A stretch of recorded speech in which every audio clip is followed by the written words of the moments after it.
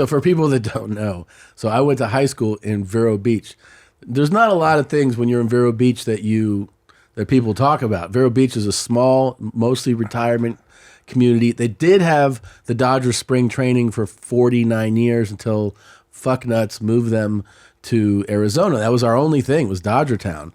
So like when I was in high school, I would go to Gold's Gym to work out next to Mike Piazza. I would go to church on Sunday with my parents, and Tommy Lasorda would be, shit like that was it.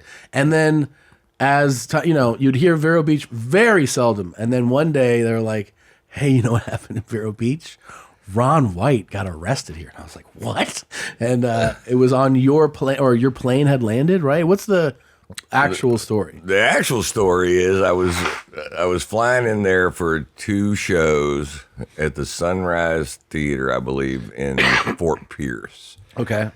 And I was on the plane. It's my plane. By myself with 2 pilots, and there were new pilots because I fired my old pilots. The old pilots decided it would be great to call a number and report a drug smuggler. This plane, and you can follow anything on FlightAware. Uh-huh. And so before I would land, that's what they would do, but it never worked. But this time it did, and so I'm just sitting on the plane, and I notice there's people in flak jackets and fucking dogs, and and I'm like, I wonder what's going on there. Yeah. And then it's me.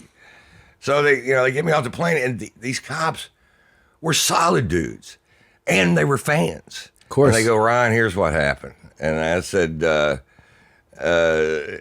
he said, can we search the plane? It'll all be better if we could just determine that you're not a drug smuggler, which we already know you're not. You're here to do a show. We totally get it.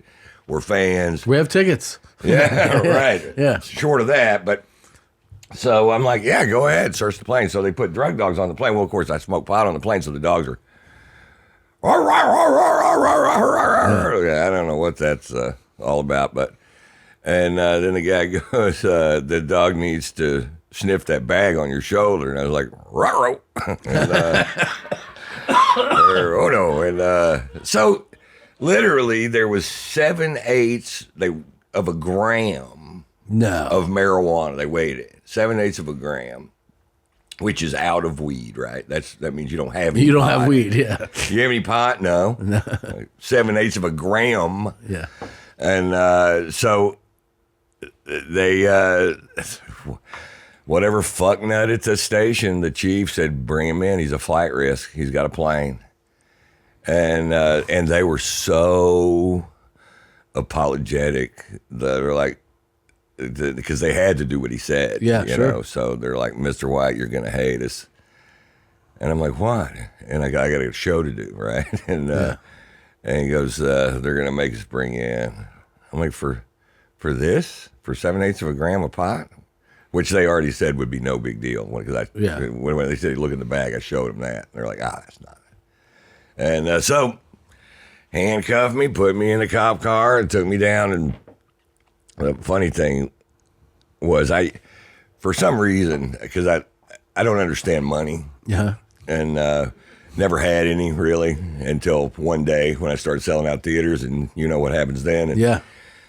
But I would get $5,000 a show in cash because I just wanted to make sure some of it was real, Sure. And I felt better if I had it. And so you're like, wire or give me the check for the rest, but give me cash every time. Cash, $5,000.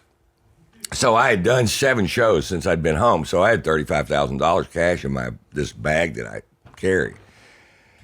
And this guy's like, well, I'm going to need to count that money.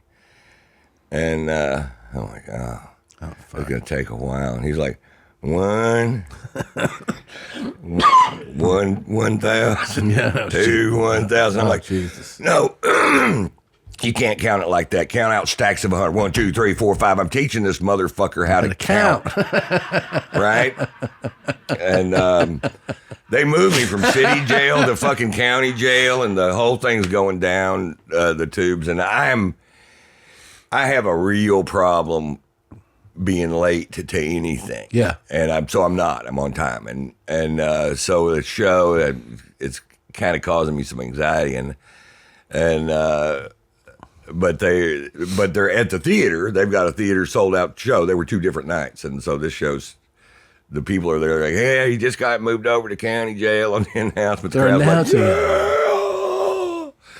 Yeah. So when I got out of the when they released me, there was a truckload of kids, a pickup truck full of kids that had these big signs that they'd already made that said "Free Tater." and God, I hate myself for being in such a hurry that I couldn't stop and address that, take a picture with them or something. Sure. But I was 2 hours late to this show. Yeah.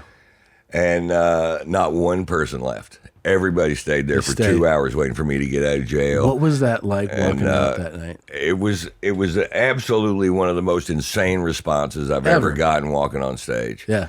Because whatever happened, I got there for that show, and they stayed for that show. They went nuts. And it sold everything. This guy in a newspaper, the sheriff, said he may not have had many drugs with him, but how do we know how much he did have?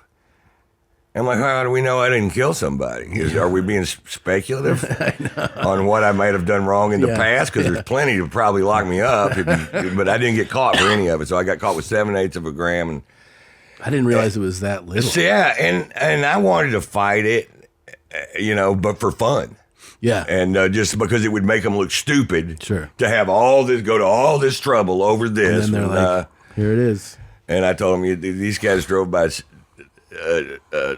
3 meth labs and a dead hooker just to get to my 7/8 of a gram of pot. Yeah. So you need to focus your energy elsewhere. But it sold everything. It sold tickets. It sold books. It sold everything I sell. Amazing. So, Amazing. And that's one of when you say Vero Beach now, there's very few things that people there they'll be like, Ron White was here and he got pinched on the fucking tarmac on your plane. You're right. That was the biggest comment. Was Ron White has a jet? Yeah.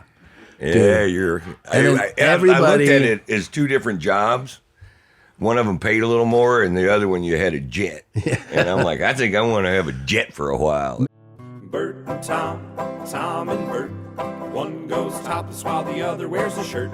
Tom tells stories and Bert's the machine. There's not a chance in hell that they'll keep it clean. Here's what we call 2 bears, 1 cave.